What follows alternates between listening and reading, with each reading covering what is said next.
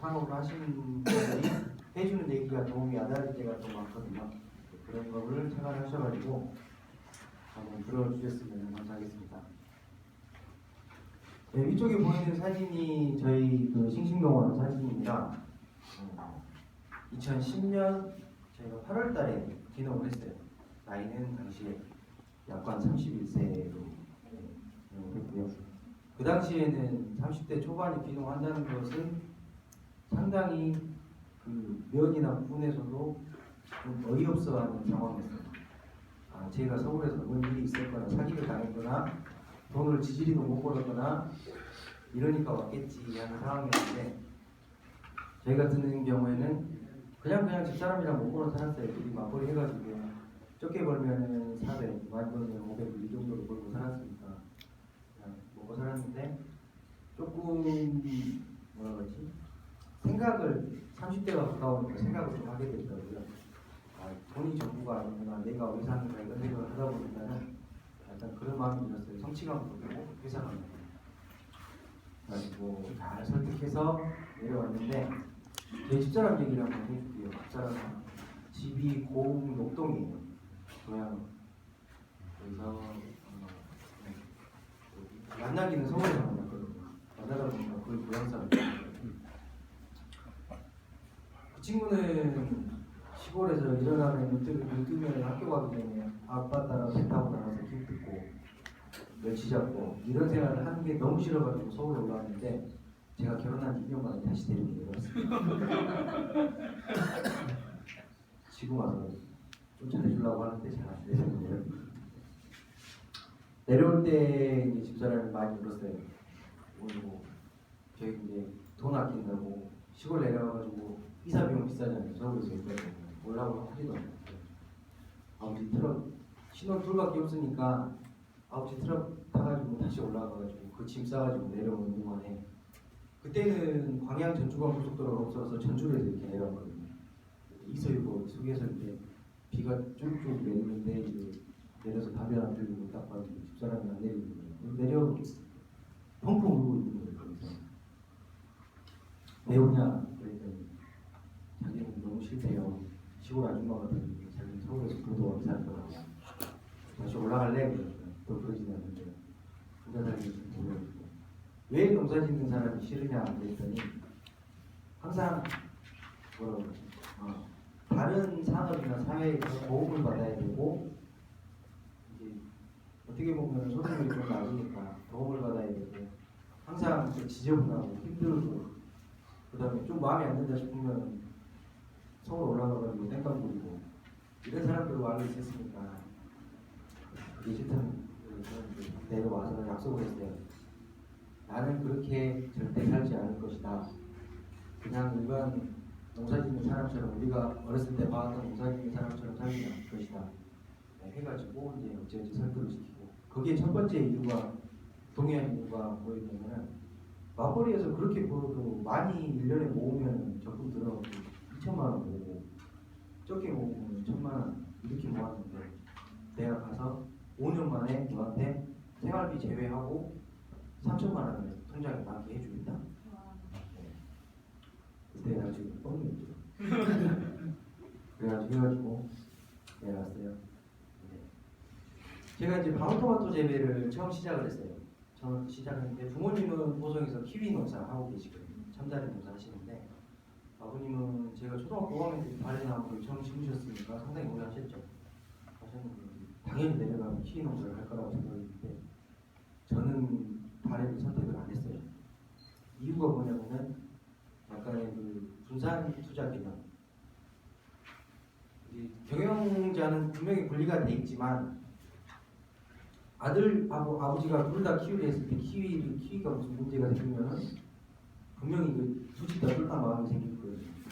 그래가지고 저희는 방울토마토를 선택을 했고요. 두 번째 이유 하나가, 전남 보성군 조성면이 90년도일 거예요. 방울토마토 씨를 일본에서 가져와가지고 최초로 심은 곳이에요. 농업기술센터에서 먼저 심어서 시험 재배를 해서 성공을 하니까 90년도에 보편화를 시켜서 하우스를 짓고 막 했었거든요. 그 당시에는 파이프 하우스도 아니고 대나무 이렇게 휘어가지고 꽂아가지고 하신 거예요. 그런 선배님들이 많으셔가지고 내가 배우기가 좋겠구나. 귀농하신 분들이 이제 제가 농림부에서 진행하는 멘토로 되겠습니까? 전화도 오고 하세요. 귀농하고 싶은데 어떤 작목이 좋을까요? 어떤 제가 호두가 좀 드려서 모르겠라고 말해서 못 드리잖아요. 딱 두 가지만 말씀드려요. 첫 번째는 연고가 있는 지역으로 가시고, 두 번째는 귀촌은 달라요. 어느 정도 여유가 있으셔가지고 집 좋게 짓고 평가 정식으로 가신 분들은 아닌데, 내가 사업에서 성공하겠다 하신 분들은 일단은 그 지역에 보편화된 작목을 하라고 말씀드려요. 지금까지 30년, 40년 동안 농사를 여러 가지를 지시면서 이게 성공을 했기 때문에 이 지역이, 이 작목이 이 지역에 왔기 때문에 이거를 재배를 했거든요. 선생님들이. 먼저 그렇게 해서 소득을 올리신 다음에 조금씩 투자 개념을 늘려가시는 게 저는 좋을 거라고 생각을 하고 그렇게 말씀드려요. 그 두 가지 항상 말씀드리고요. 네, 말이 좀 많이 나왔네요. 그렇게 해서 저희가 이제 방울토마토를 재배를 시작을 했고요. 귀농하고 농업 쪽에 창업을 하시면 아시겠지만 한 3년 지나면 알아요. 내가 귀농 1년차 때 농사를 제일 잘 짓다. 왜 그런 줄 아세요? 10년. 네. 첫 때는 모르니 시킨 대로 다 해요. 방쪽에 가서 뭐 어디 삽질해라고 그것도 해요. 근데 두 번째, 세 번째가 되면은 이제 해봤기 때문에 이렇게 하면 되네. 이것까지 필요 없구나. 하다 보니까는 사람이 게을러지고, 보통 겨울에 아침에 눈을 7시 반에 여신 분이 있고 8시에 여신 분이 있고 하는데, 자기 마음이 오늘은 술 먹고 힘들면은 8시 반에 여겠네. 그러다가 또 컨디션 좋으면 7시 반에 일어나고 가서 여고. 그때 마음을 가지고 꾸준히 해나가는 게 가장 중요하다고 생각해요. 농업 쪽에 생각을 하신다면. 그리고 제가 2011년도부터 소득이 나기 시작을 했잖아요. 10년도 10월 달에 처음 심었으니까. 11년도에 조선면에서 농사 제일 잘 진다고 소문났어요. 12년도, 13년도 3분의 2 수준. 그 다음에 한 번은 쫓아가고. 그때 마음을 갖고 계시는 게 분명히 좋으실 거예요. 특히 어르신분들은 굉장히 부지런해가지고 뭘 해도 하세요. 근데 이제 저희 또 30대, 20대 후반, 30대 초반 친구들은 일단 잠이 많아요. 잠도 많고 조금 요령을 피려고 하는 게 좀 보일 거예요. 그러신 분들은 더욱더 신경을 쓰셔야 됩니다. 저희가 포인트를 잡은 게 뭐냐면은 첫 번째는 체험을 생각을 안 하고 직거래만 생각을 했어요. 토마토 가격이 그때 당시에 좋았거든요. 2008년도부터 2011년도까지 최고였을 거예요. 키로당 평균 7,000원, 7,000원, 6,000원, 7,000원 됐으니까 600평의 한 동에서 3,000개가 나오거든요. 농사가 이만큼 쉬면 그러면 5kg가 3,000개, 5kg가 3,000개 나오면 5kg 가격이 3만 원만 잡았을 때 9천만 원이 나온 거예요. 거기 비용 제하면은 절반 조금 더 떨어지시는 분, 못 떨어지시는 분 있을 거예요. 그러면 600평 하우스 하나 가지고 3천에서 5천만 원을 벌자는 말씀이시죠. 지금은 상황이 좀 많이 달라지긴 했는데, 그렇게 해서 이제 이 내용은 뒤에 쭉 나오니까 그냥 넘어갈게요. 첫 번째 와서 이제 생각을 한 게, 제가 귀농하게 된 이유 중에 하나예요. 제 귀농할 때 이제 한국 소프트웨어 저작권 협회라는 데서 뭐를 했냐면은 AP 지원이라고 이런 공공서 있잖아요. 사기업이나 이런 데 가서 불법 소프트웨어 단속을 했어요. 경찰하고 같이 싸움도 많이 나고 그랬을 텐데, 그 젊은 친구들이거든요. 다 어느 순간 애들이 핸드폰이 바뀌기 시작을 하는 거예요. 아이폰 처음 출시됐을 때 스마트폰이 보급되기 시작할 때예요. 서울에서는. 근데 이 아래쪽에서는 그냥 아직도 폴더폰 쓰고 하실 때 전혀 개념도 없었죠. 저도 하고 뭐냐 물어보니까 메신저 기능도 있고 컴퓨터 한 대를 그냥 들고 다니는 거더라고요. 그래가지고 이쪽으로 저도 교육에서 배웠어요. 귀농을 해야지 하면서 농지청 교육도 시간 있을 때 휴가 내서 2박 3일 가고 막 그랬었는데, 마케팅 효과가 낼 수 있는 기기 중에 하나가 PC 대신해서 그렇게 배웠기 때문에 이쪽으로 홍보도 하고 직거래를 할 거니까. 2010년에 내려와가지고 하우스에다가 제일 먼저 단 게 인터넷을 설치했어요. 지금은 하우스에 많이 들어가 있어요. 거기 TV도 들어오고 컴퓨터도 놓고 하니까. 그 당시에 하우스에 인터넷 선 들어오면은 자네는 거기 살 것도 아닌데 왜 컴퓨터도 없으면서 거기다 인터넷 쓰는 건가? 저는 또 와이파이 봉이 달아가지고 핸드폰 스마트폰으로 재배하는 거나 이런 거를 좀 알려드리고 실시간 효과를 좀 보려고 했었고요. 이 자동으로 되는 거예요. 그 다음에 이유 중에 두 번째 이유가 우체국 계약 택배. 지금은 농산물 직거래가 굉장히 활성화가 됐잖아요. 당시에 토마토를 택배로 직거래로 사드시는 분은 별로 없었어요. 없는 게 아니라 찾기가 힘들었죠. 파는데 일단 우리 집에서 200박스가 나오면 2박스가 100개가 들어와요. 그러면은 공판장 내놓고 이거는 오늘 못 보내면 내일 보내고. 근데 저장성 과수하고는 다르게 과체류는 신선도가 당도나 이런 것보다 더 중요시하고 꼭지 이미 시들어 버리면은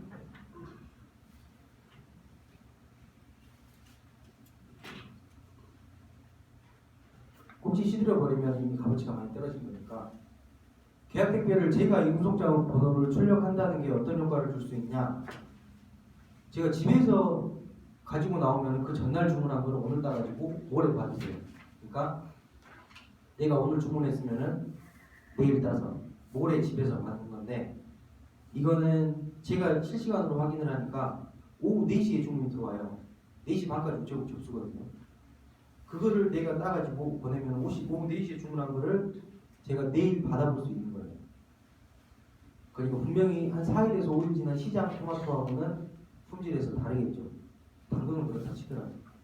네, 그런 점에 좀 노력을 많이 했었고요. 이제 뭐 이런 작업했으니까 정사는 저랑 홍보도 하자 해서 장바구니, 그 다음에 뭐 컵, 그 다음에 찜 같은 거 만들어서 보내주기도 하고요.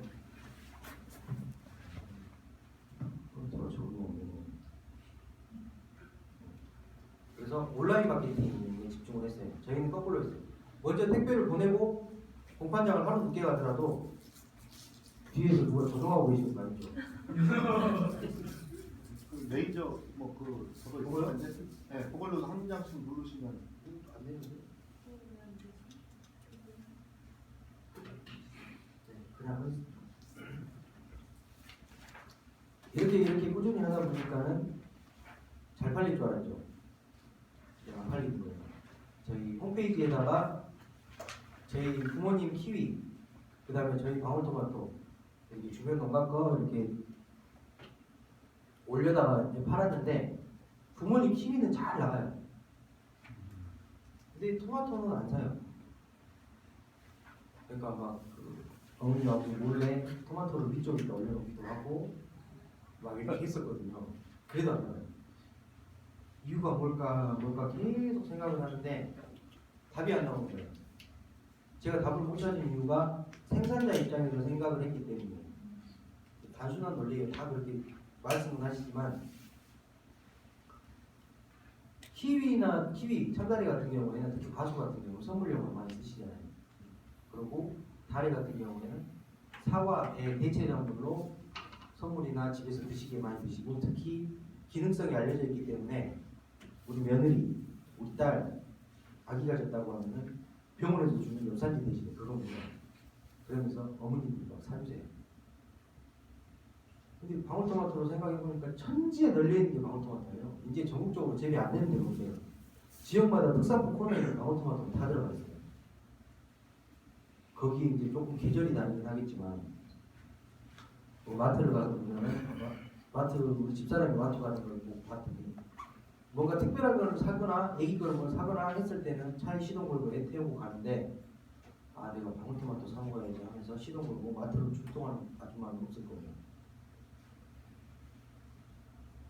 좀 안타깝기도 하고 좋은 점이기도 해요. 워낙 시장성이 크기도 하고 근데 그거를 이제 온라인 쪽에 생각해 보면은 내가 방울토마토 한 박스 아니면 투팩 사 먹으려고 네이버에서 보성 싱싱농 검색하고 회원 가입하고 거기에 결제 프로그램 깔고 주소 입력하고 결제하고 그거 하루 뒤에 받아먹을 사람이 없겠구나 이 생각이 들어서 저는 입점을 많이 시켰어요. 입점이라고 하면은 큰데 농협만 이런 데가 아니라 지마켓 옥션은 지금 장사하시는 분하고 대결이 안 돼요. 그 팁을 조금 말씀드리면은 G마켓 옥션, 특히 위메프나 그 소셜 쪽은 가격 노출 싸움이에요. 누가 가격을 싸게 공급하느냐 싸움인데 그 사람들은 옵션 가격을 걸어놓잖아요. 최하분 4번, 5번과 가격을 위에다 띄워놓고 그 다음에 1번과 플러스 몇천 원, 2번과 플러스 몇천 원, 3번과 플러스 몇천 원 이렇게 해놓거든요. 근데 그 사람들은 강점이 뭐냐? 농산물 도매 시장을 끼고 있기 때문에 그 4, 5번가를 300박스 이상 재고를 확보를 할 수가 있는 거예요. 근데 저희 농장에서 4, 5번가 많이 나와봐야 10박스인데 그거 가지고 유메프 옥션 G마켓 위에다가 못 걸어놔요. 그러니까 가격 싸움이 안 되는 거예요. 그래서 그쪽은 포기를 하고 중소 마켓이 있어요. 농산물 요새 유통하는 데 많잖아요. 그런데 찾아가서 후기 한번 보세요. 저도 강의 때 들은 건데 그 후기가 하루에 한 개 올라온다 평균적으로. 그랬을 때는 그 집은 하루에 10개가 팔린다고 생각을 하게 돼요. 저도 강의 때 들은 얘기인데 10분에 1만 구매 후기를 올린대요. 그러면 어느 정도 판매량 예측이 되잖아요. 그래서 저희는 이제 집사람이랑 뒤졌어요. 뒤져가지고 아 좀 팔리네, 한 두세 개 올라오는데 좀 팔리네 해가지고 거기다가 전화를 한 게 아니라 샘플을 먼저 올려보냈어요. 저희 상품을 샘플 먼저 올려보내고 전화 오죠. 이거 안 시켰는데 왜 보냈어요? 아 저희 거 보시고 팔아주십시오. 분명 수수료는 10%에서 12% 정도 그 사람들이 먹어요. 근데 뭐냐면은 내가 홈페이지 관리하고 그거 네이버 상단에 노출시키고 마케팅 하는데 자기 노력비까지 포함하면 그 돈 훨씬 많이 들어요. 근데 그 사람들은 10% 벌기 위해서 내 물건을 팔 수밖에 없는 거예요. 자기도 돈 벌어야 되니까. 편하게 그렇게 생각을 하면은 자존심 안 내세우고 물건 팔 수 있는 길을 있더라고요. 그렇게 해서 물건이 조금씩 나가기 시작을 해요. 위에 보시면 막 굉장히 많이 나와요. 저건 이게 맨날 저렇게 나가면 제가 여기 안 써있죠. 다시 짐 싸가지고 서울로 나가고 있죠. 7년 동안 저렇게 팔았습니다. 한 번씩 행사를 해요. 그 가격 형성도 분명히 저는 하는 게 매 달마다 그래프 형성을 해보거든요. 언제 떨어졌다 언제 올랐다. 근데 연중이 거의 맞아요. 거의 맞고 앞뒤로 한 2, 3주 왔다 갔다 하는데 토마토 시세가 제일 좋을 때가 3월달 초부터 중순 말까지. 그때 이유가 뭐냐면은 급식 시작하고 춥다가 따뜻하니까 나들이 많이 가고 애들 소풍 가고 그러니까 방울토마토가 사기 시작을 하거든요. 그때가 좋다가 4월달에 수입과일 들어오기 시작해요. 오렌지, 체리, 청포도 이런 거 들어오기 시작하면 이제 보토박치를 쳐요. 그 다음에 5월 15일날 성주에서 참외가 들어오기 시작해요. 참외 들어오는 순간 이제 토마토는 바닥이에요. 그러다가 한여름에 이제 토마토 뜨거워서 재배 안 하잖아요. 너무 더워서 하우스가 안에 온도 40도거든요. 누가 이러셔 하시는 데도 있는데 그러면은 계속 싸다가 이제 토마토가 없네 싶을 때 가격이 또 올라요. 그러니까 그런 걸 착안해서 저는 토마토 가격이 떨어질 때 하루에 2, 3천 원 수씩 진짜 쉽게 떨어집니다. 아, 저희 토마토 오늘 할인합니다. 3천 원 할인. 오늘 하루밖에 안 합니다. 어차피 떨어질 시세인데 그 얘기하면은 저희는 명단은 다 엑셀로 저장을 해놓기 때문에 문자 동의도 받았고 했으니까 보내면은 토마토가 좀 있어도 사세요.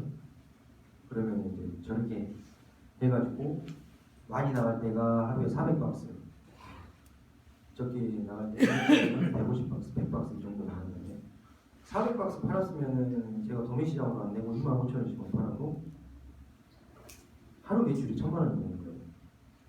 그러니까 저기에 포인트는 뭐냐면은 손님 리스트를 계속 누적을 시켜놓는 거예요. 아 오늘 보냈으면 또 주문하겠지 그러고 이제 통장 찢어고 버려버리지 말고 엑셀 대부분 많이 하시잖아요. 못 하셔도 배우기 쉬우니까 꾸준히 누적 시켜놓으세요. 저희 지금 고객이 5,600명이 있으세요. 그분들한테 어떤 행사를 할 때 저희 이제 딸기로 새 직거래 시작할 때도 그분들한테 문자 보내는 거예요. 싱싱도 새로운 딸기가 출시되었습니다. 한번 직거래를 넣어보세요. 싱싱도 좋습니다. 이렇게 해가지고 하면은 개중에 보내지 말라 하시는 분도 있어요. 그냥 그런가 보다 넘어가시는 분들이 많고 5,600명 중에 100명 중에 한 명만 사도 56명이 주문하시는 거예요. 그러니까 고객을 누적시켜 놓는 게 진짜 중요하고요. 그렇게 해서 한 3년 하니까는 2년에서 3년 하니까는 생산량의 75%를 직거래를 달성했어요.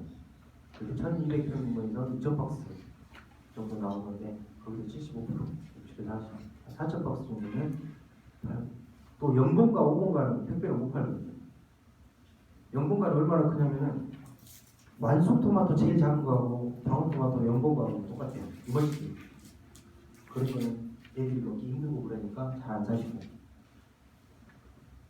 그렇게 해서 이제 저희 2012년도 매출을 한번 해보니까 1억 5천이 팔린 거예요. 직거래로만. 집사람한테 생활비 빼고 3천만 5년 안에 3천만 원 모아주겠다 했는데 그게 훨씬 오버돼가지고 2년 만에 나타난 거죠. 그때 제가 허세좀 부리고 다녔습니다. 여름에 농사 안 지니까 어디로 갔냐면은 집사람이랑 짐 싸가지고 서울 올라갔어요. 서울에 친지들 다 불렀어요. 그래가지고 제일 비싼 뷔페 있잖아요. 그 육삼빌딩 가면 1인당 6만 원 거시거든요. 거기 오가게하고 애들 밥 사주고. 그러면 팁인데 그 친가 쪽은 사주라 많아요. 제 칭찬을 할 데가 없잖아요. 차가 쪽 식구들 싹 불러요. 세제 동서 이런 사람 다 불러가지고 친구들이 보면 농사짓다니까 뜨뜨미질 하더니 갑자기 일하니까 대우가 달라지더라고요. 말도 공손하게 하고 막 하고 동서 데리고 가서 하이마트 가서 내비 하나 사줄까? 컴퓨터 컴퓨터 내가 사줄게. 그때 좋은 경험 했어요. 제가 아 절대 계속 이렇게 돈 버는 게 아니구나. 지금 와서 느끼고 있어요. 그때 한 1,000만 원이라도 아껴놓고 요게 그 아까 600평이라고 그러셨어요? 저는 이때는 1,300평 모았어요. 1300평. 네. 그러니까 통장에 생활비 제하고 한 5천만 원 쌓여 있으니까 이거 어떻게 쓰지 어떻게 쓰지. 그러니까 좀 그게 지금 느끼는 건데 그때 당시에 분배를 해둬야 돼요. 농사는 절대 정기적으로 나오지 않아요. 그때 돈을 언제 다음 올해 겨울에 하우스에 비닐을 갈아야 되니까 2천만 원 놔두고 부직포 갈아야 되니까 400만 원 놔두고 기름 떼야 되니까 얼마 놔두고 이렇게 해줘야 되는데 내년에 또 뭘 걸지 하면서 이제 막 해버리는 거예요. 꼭 그 점은 생각을 하시고요. 그다음에 시설관리 같은 게 면적당 인기 있었던 게 면적당 소득률이 굉장히 높아요. 논 600평에서 논 1300평에서 1억 5천 안 나오잖아요. 대신에 시설 투자와 그 다음에 난방비 투자, 노동력 이 세 가지가 집약적으로 많이 들어간다고 보시면 돼요. 난방비가 지금 면세유가 싸서 작년에도 쌌잖아요. 면세유가 리터당 450원, 500원 그랬거든요. 그때 저희 난방비가 1,300만 원. 1,000원씩 했을 때 2,200만 원이 들었어요. 근데 농사가 안 됐다 생각을 하면은 본전이 아니에요. 마이너스 2,200이에요. 그러니까 분명히 이거는 절대 어디 돌아다니면 안 되고 저같이 이런 데 돌아다니면 안 되고요. 안에서 지키고 있을 수 있을 분들이 하셔야 돼요. 아니면은 직원을 한 명 두셔서 직원분을 관리를 하게 하는 거죠. 1,300평 규모가 그렇게 큰 규모는 아니에요. 지금은 아마 농림부에서 대형 온실 진다고 하면 용자로 나올 거예요. 그래가지고 네, 좋은 시절은 가고 이제 2013년부터 힘든 시기가 오기 시작해요. 겉멋은 들어가고 농사짓기는 싫고 대강대강하고 토마토 가격은 계속 떨어지고 소비자분들이 더 잘하세요. 지금 시세 몇천 원 떨어졌는데 왜 가격 안 내려요? 싱싱한 거 먹고는 싶은데 가격은 안 떨어지니까 이거 먹을까 이거 먹을까 고민하다가 전화를 하세요. 그래가지고 고민을 했던 게 아까 말씀드렸던 하우스를 크게 넓히는가. 농업이란 모든 개념이 그래요. 뭐 이렇게 식물 공장 LED로 뭐 그런 걸 짓지 않는다고 해서 짓지 않는다면 면적당 소득률이 그렇게 늘진 않아요. 아무리 자기가 기술 좋고 당도 좋다고 해도 이 사람이 1억을 벌었다. 진짜 좋은 사람이 1억 2천, 1억 3천 벌지 막 2억 3억 이렇게 벌지 못해요. 면적하고 싸움이에요. 특히 하우스는 그렇다 쳐도 논농사 같은 경우에는 누가 면적을 많이 가지고 있느냐 그 싸움이라고 해서 농구하기 힘들거든요. 그러면은 기계 사가지고 기계에 부려서 할 일을 자기가 다 해버리니까 그만큼 돈이 빠져요. 그래서 집벌금도 있고 하니까 그래서 저는 하우스를 크게 진짜 우리가 받아서 저희 집사람은 어떻게 7억이라는 융자를 받은 말이 입에서 나올 수가 있냐. 드디어 미쳤구나 우리가 뭐 그러면서 싸웠죠. 싸우다 보니까는 집에서 와이프 이기시는 남편 없을 거예요. 네, 당연히 졌죠. 제가 지고 약간 부가소득화를 생각을 했어요. 농업 내가 하는 거에는 농산물만 파는 거 말고 다른 쪽으로 생각을 해보자. 부가소득이라고 하면은 지금 흔히 말하는 가공 체험, 뭐 서비스 이런 것도 있을 수가 있는데 그쪽으로 방향을 틀어서 2013년도부터 잡고 이제 다른 방향을 찾기 시작을 해요. 했던 게 여러 군데를 찾아다녔어요. 안에서 배우는 교육은 분명히 한계가 있거든요. 안에서 배우면 아무리 제가 사진으로 보여줘도 그냥 딱 지나고 집에 가면은 혹시 그랬었지 기억하시면 제가 그 수많은 책을 받아가지고 교육을 7년 동안 계속 받고 있으니까 저 지금도 교육 계속 받으러 다니거든요. 책이 쌓였으면 2,000장까지 쌓였을 거예요. 근데 그거 다시 본 책 하나도 없어요. 하다못해 옛날에 그 농업기술원에서 책 표지를 거기서 이 교육생 중에 나이가 제일 많은 어르신을 표지로 써놓은 거예요. 왜 그랬냐고 그러니까 냄비 받침대로 쓰지 말라고. 어르신 얼굴에 어떻게 냄비를 넣을 거냐. 그래가지고 그렇게 하셨대요. 이게 맨날 그 분리수거통에가 교육책이 막 쌓여요. 그러니까 여기 있을 때 확실히 느끼시고 가시는 게 답이지 집에 가셔서 이거 한 번 더 봐야지 그렇게 해서 첫 번째 사진이 제주도의 담이라는 데예요.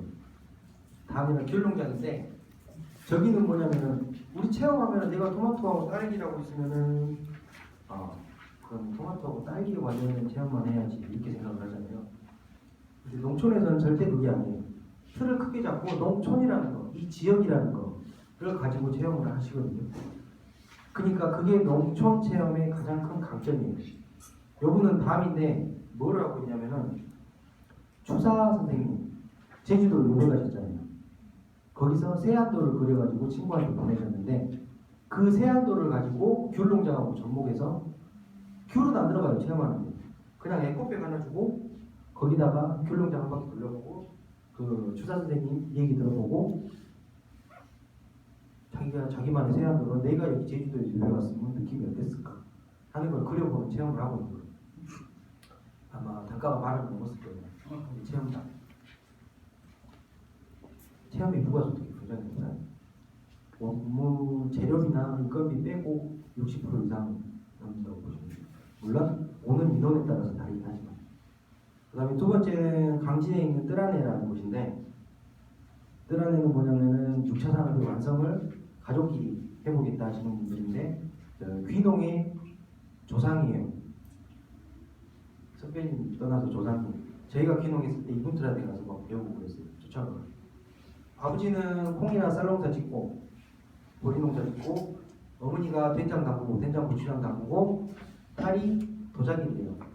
그 도자기에다가 그 고추장 된장을 담아서 파는 게 자기의 마지막 꿈이고 고추장 만들기 된장 만들기 체험도 하시고 굉장히 산골 안에 있어요. 덕룡산이라는 도안면에 있는데 버스가 들어가기가 힘들 정도로. 근데 손님들은 기억 해가지고 버스를 타고 오세요. 거기까지. 도시분들이. 거기 한번 느껴보시라고. 여기에서 배울 점은 뭐냐면은 컨셉에 맞는 위치나 체험을 해놨는데 서민들을 대상으로 특히 연세 드신 분들을 많이 드신 분들 대상으로 하려면 힐링 쪽으로 가야 되고 이렇게 음식하고 좋은 먹거리. 그 다음에 저희는 3세부터 15세까지가 저희 체험이에요. 그러니까 여기는 힐링 했다고 애들이 다 잡아요. 그러니까 무조건 시끄럽게 음악 시끄럽게 틀고 막 뛰어다니면서 애들 놀게 하고 제가 이 말이 좋아진 게 진짜 말 못했는데 이 체험하면서 말을 들었어요. 애들 진짜 할 얘기 없다 그러면 중학생들 보면은 요즘 아이돌 노래 크게 틀어주면은 지들끼리 떼창하고 1시간 동안 했어요. 그리고 제가 체험비 받고 딱 컨셉에 맞게 하시면 돼요. 그 다음에 세 번째가 제일 많이 배운 곳인데 충북 영동의 사과망티라는 곳이 그때 당시에는 사과를 전량 2,300평 규모의 사과를 전량 분양으로 다 파셨어요. 도매시장 내는 게 없이. 그 뒤에 사진 나오니까 설명을 드릴 것이고 지금은 공장을 하네요. 체형은 좀 적으시고 사과즙 공장. 근데 이제 솔직히 여쭤봤는데 제가 마트가 났대.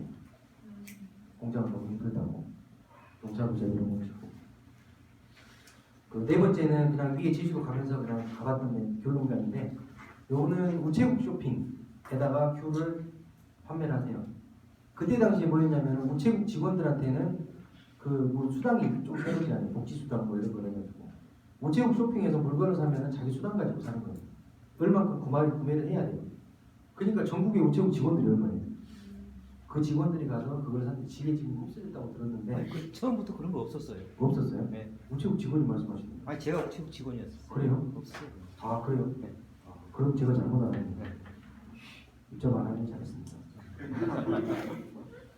아 그러면 다른 분들한테도 말씀드리는데 우체국 직원 포인트가 있어가지고 그렇진 않고요. 그것은 뭐 체력단이라고 별도로 나오는 거고 네. 이 부분은 아니에요. 아니에요. 네, 단지 이제 그 소득을 증대시키기 위해서 그냥 사주는 거예요. 그 직원들한테 할당하는 그런 때도 있었어요. 그런가? 아무튼 알겠습니다. 네. 잘 알겠습니다. 사과 망태기를 갔는데 그날 흐리흐리 해가지고 제가 이분을 어떻게 알게 됐냐 충북 영등포까지 원래는 몰랐어요. 근데 저도 여러분처럼 앉아 계시는데 체험 관광 강의라고 오신 선생님한테 여쭤봤어요. 저희 체험할 건데 어디 한번 가볼 데 없어요. 그러니까 마침 11월 달에 사과 따기 체험을 하니까 10월 달이었나? 하니까 거기 한번 가보세요. 그래서 갔어요. 말씀 안 드리셨어요. 가니까는 진짜 사과 농장에 준비해 놓으신 거 아무것도 없어요. 사과즙, 그 다음에 이 원두가 원래 있었고 사과 시식, 그 다음에 천막 치고 고기 구워 먹을 수 있게 한 불판 4개. 우리가 농촌 체험 해야 된다고 하면은 대부분 섣불리 못 나가서는 이유가 우리 좀 화장실 어떻게 하지? 화장실 한 칸이 있고 아니면 쫙 엄청 걸어가야 되잖아. 어떻게 하지? 주차는 어떻게 하지? 근데 여기 가서 제가 답을 다 찾았어요. 답은 저한테 있는 게 아니라 오시는 손님들한테 있었던 거예요. 이게 주차 해결하신 거예요. 나랑 피고 사과를 따니까 그 나랑 핀 놈 주인한테 3만 원 주셨대요. 3만 원 주시고 차좀 댑시다. 근데 소비자분들은 저기에 대해서 불평이 하나도 없어요. 왜냐? 농촌이기 때문에. 비가 와요. 비가 오는데 사과 따러 왔어요. 가족들 데리고. 얘들 비옷 입히고 사과를 따는데 불만이 하나도 없어요. 왜냐? 농촌이기 때문에. 화장실 차로 3분 거리 주유소 옆에 하나, 걸어서 150m, 회관에 2칸. 불만이 없어요. 왜냐? 농촌이기 때문에. 이미 오실 때 포기를 하고 오세요. 내가 지금 애들 데리고 키즈카페 가고 여수 여기 박람회 어디 뭐 애들 테디베어 박물관 이런 데 가는 거 아니기 때문에 이미 거기에 또 아버지는 어깨가 이렇게 좀 돼 있어요. 아빠는 인마 옛날에 이런 데 살았어. 여기서 축구도 하고 원해서. 그러면서 아빠 좋아하지. 엄마들은 조금 이상 쓰는데 아빠들이 많이 도와줘요. 나가면. 애들은 애들대로 이런 데 맨날 아파트에 갇혀 살던 애들이 나오니까 누가 터치하는 사람 없고. 그리고 약간 정이 느껴진다고 하는 게 뭐냐면은 싸움도해요. 막 크게 싸우는 게 아니라 사과 나무를 분양을 하잖아요. 이건 내 나무, 이건 네 나무 이렇게 하는데 내 나무 가지에 분명히 사과가 3개가 열려 있었는데 지금 하나밖에 없어. 어디 갔냐? 주인한테 막 투덜투덜대. 원래 새가 따먹으니까 꼭지까지 완전히 역시 싸우고 번지네 그러면서 5개를 더 넣어주고. 근데 오가는 척 하면 서로 웃으면서 하루가 다 흘러가네요. 저희 집사람은 일단 달라들어보자 하는 스타일이고 저는 일단 계산기도 이쁜 스타일이에요. 근데 저걸 보고 나서 일단 농촌이라는 환경을 이용을 하면은 그렇게 거리낄 건 없겠구나. 저희 집 지금 하우스에 있다가 보시겠지만 저희 집은 교통이 좋은 편인데도 차를 20대 이상은 못 대요. 버스는 한 4대에서 5대 정도까지밖에 못 대고 그것도 옆에 논이랑 이런 데 불편하게 하면서. 근데 연간 몇천 명이 와요. 그렇게 불편하게 하면서. 말씀도 굉장히 잘하세요. 약간 그 사업가 그 장사하시는 분처럼. 근데 제가 잘 알지도 못합니다. 그냥 가서 이제 구경 왔습니다 하고 이제 하긴 했는데 가서 제 얘기하셔도 잘 몰라요. 그냥 하루 사과 따러 갔다 왔을 뿐이에요 저희는. 그래서 2013년도에 시작하게 된 게 첫 번째가 팜파티라는 걸 시작을 했어요. 지금까지 직거래를 꾸준히 해왔기 때문에 그 손님들을 우리 농장에 모시고 대접을 한번 하자 개념으로 이제 시작을 했는데요. 팜파티에 대한 지금 막 오해도 있고 만내 틀림이 하시는 분도 많은데 다른 건 모르겠는데 자기 손님 내 거 물건을 이미 구매하고 있는 손님들한테 와 데리고 와서 팜파티 하는 거는 분명히 한 200%의 장점이 있어요. 손해보다는. 기본적으로 저는 엑셀로 구성을 다 해놨기 때문에 창조경제혁신센터는 창조적으로 움직이는 거예요. 앞뒤로. 이분들을 엑셀로 딱 저장을 해놓기 때문에 저희가 누적이에요. 이분 있으니까 자르고 이게 아니라 살 때마다 그대로 시켜놓고 나중에 엑셀을 배우니까 피벗 테이블 돌리면은 이 사람이 몇 번 샀고 얼마 샀고 이게 다 나오거든요. 구매 순별로 자르니까 저한테 기본적으로 이 팜파티에 오신 분들은 1년에 20만 원씩은 쓰고 계시는 분들이에요. 이분들한테 제가 3, 4만 원 못 쓰겠냐 가족 기저니까 이 생각으로 하니까 마음이 굉장히 편해요. 마음도 편하고 이분들이 또 도움이 뭐냐면은 되게 단골이 어떻게 이루어지냐면은 네 거기 맛있어요 과수는 모르겠지만 토마토나 딸기 같은 경우에는 이런 날 한 달 없어요. 비 이렇게 내리고 햇빛 못 보고 2, 3일 뒤에 따는 토마토 딸기는 맛이 없어요. 그런데 분명히 컴플레인이 일주일에 한 번씩 사먹는데 맛이 다 틀려. 근데 이 사람들은 재배 이해를 못하니까 싸우거든요. 저희랑 벌써 마음이 변했네요. 저희가 2번밖에 안 샀는데 이러면서 역시 장사하는 분이 아니세요? 농사 직접 지세요? 막 이런 분도 있고 그분들이 어떻게 해주냐에 따라서 이제 일주일에 한 번씩 사먹어요. 근데 이분들이 팜파티가 와서 하루 지내다가 가니까 게시판에다가 저희를 대변해 주시는 거예요. 컴플레인 글 올라오잖아요. 아 저희가 갔다 와봤는데요. 이랬대요. 딱이 3일 전에 비가 오면 맛이 하나도 없대요. 장마철에는 모를 수밖에 없대요. 토마토가. 그리고 대추 토마토는 동그란 방울토마토와 다르게 꼭지가 엄청 잘 떨어진대요. 그 댓글을 달아주시는 거예요. 그리고 옆에 소문도 내주시고. 그러니까 이게 막 전문 강사분들이 말하는 바이럴 마케팅을 유도하는 거예요. 한마디로. 그리고 저희 컨셉은 약간 최대한 첫 해는 농촌스러운 자리가 없었어요. 저희도 이 2번째 사진 보면 이 앉아있는 데 있잖아요. 앉아있는 데 의자는 뭐냐면 용매장의 의자는 바구니 뒤집어가지고 애들이 저희 이제 지금 2013년, 14년, 15년 작년까지 팜파티 했고 올해 12월 달에 할 건데 이때 분위기가 제일 좋았대요. 재밌었대요. 3번 연속 오신 분 얘기를 해줬는데 농촌에 왔으면 농촌스러움 찾아야지 거기서 뭐 차 마시고 고급 이렇게 럭셔리한 분위기를 하려고 온 사람들은 아니다 이거죠. 그러고 이제 음식 DP는 어디다 있냐면은 장소가 없으니까 하우스 이렇게 들어가는 데 있죠. 모랑 토마토 이렇게 그 앞에다가 이렇게 DP를 있어요. 토마토 나무를 보면서 토마토로 만든 음식을 짓는 거예요. 그러니까 팜파티 이후로 생각이 바뀐 게 어떻게 하지 이랬는데 제 마음은 그거 하고 나서부터는 방법은 어디가 있다 이 생각을 많이 했었고 4번째 사진은 뭐냐면은 저희 이제 체험과 밥의 중간 정도였는데 식사 시간에 토마토를 따가주면 그걸 얼른 소스를 만들어가지고 스파게티를 만들어줬어요.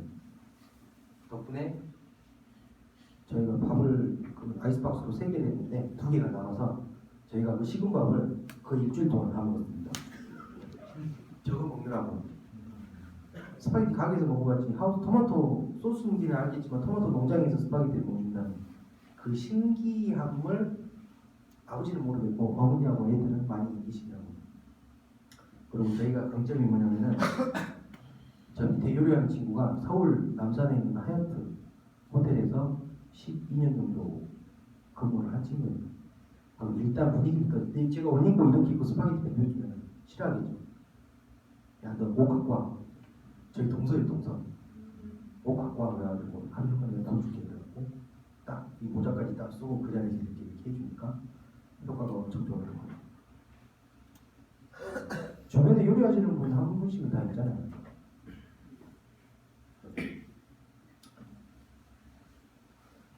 이거까지만 하고 한 10분 쉬었다 갈게요. 2014년도 이제 바깥인데 아니 14년도 바깥인데 이때는 뭐였냐면은 저희가 이제 공식적으로 사업자를 그 전까지는 면세 사업자였어요.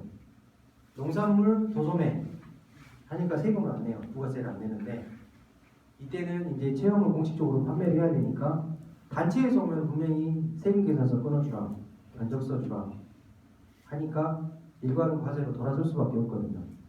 그러니까 일반 과세를 하고 체험 상품을 공식적으로 판매를 시작을 했어요. 2014년에 하고 토마토 체험을 계속 해왔는데 손실이 굉장히 컸어요. 뭐냐면은 토마토는 이렇게 한 나무를 톡 뜯어버리면은 이 송이가 다 끊어져 버려요. 우르르 쏟아져 버려요. 딸 때 이렇게 하나씩 따야 되는데 자꾸 애들이 달려다니면서 이렇게 따고 다녀요. 특히 태권도하고 막 그 격파라고 있어요. 태권도 가지고 아니 그 토마토를 가지고 토마토는 이 하나 따려다가 15개를 따버리는 거예요. 안 익은 거를. 그래서 저희가 딸기 쪽으로 생각을 하게 됐고요. 딸기가 시설 재배를 시작을 하고 2회 판파티는 뭐냐. 제 집사람한테 했던 얘기 기억하시죠? 나는 그렇게 되지 않을 것이다.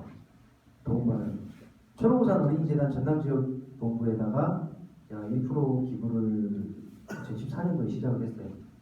돈으로 치면 얼마 안 돼요.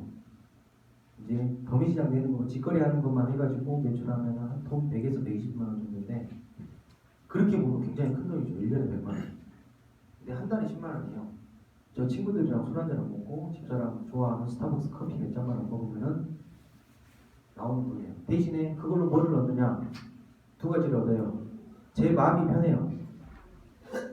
나는 이렇게 사회에다가 공헌을 하고 있어. 그래서 농사지면서도 기분이 좋고. 두 번째는 뭐냐? 초록우산 어린이재단에 연관된 기자분들이 있어요. 그 기자분들이 신문기사를 내주세요. 그러니까 크게 이렇게 벌리려고 한 건 아닌데 자꾸 뭐 행사 있으면 기자분들 데려와가지고 사진 찍고 그거 기사 나가고. 지금도 네이버에 보성 싱싱농 검색을 하시면은 기사가 초록우산 기사가 2개 정도 뜰 거예요. 그렇게 해서 후반기에 체험 판파티가 끝나고 체험 행사를 시작을 해서 7월부터 12월까지 이제 모셨는데 굉장히 잘 됐어요. 2,500명 정도가 왔다 가셨어요. 2,500명이면은 매출로는 3천만 원 정도 되고 소득으로 따지면은 1,700, 1,800 정도 되고 처음에 어렵게 시작했는데 큰 소득이죠. 거기에 도움된 게 여기 순천에서 목포 가는 고속도로 있잖아요. 그거 하고 여수에서 순천까지 나가는坑도로 여수분들이 오셔가지고 이렇게 가까웠다고. 지금까지 딸기 따로 어디로 가셨냐고 하니까 곡성하고 담양으로 가셨대요. 그러니까 지역 여건도 저한테 훨씬 도움이 됐죠. 운이 좋은 거예요, 저는. 그리고 농촌교육농장은 좀 쉬었다가 10분 쉬었다가 그때부터 시작하도록 하겠습니다.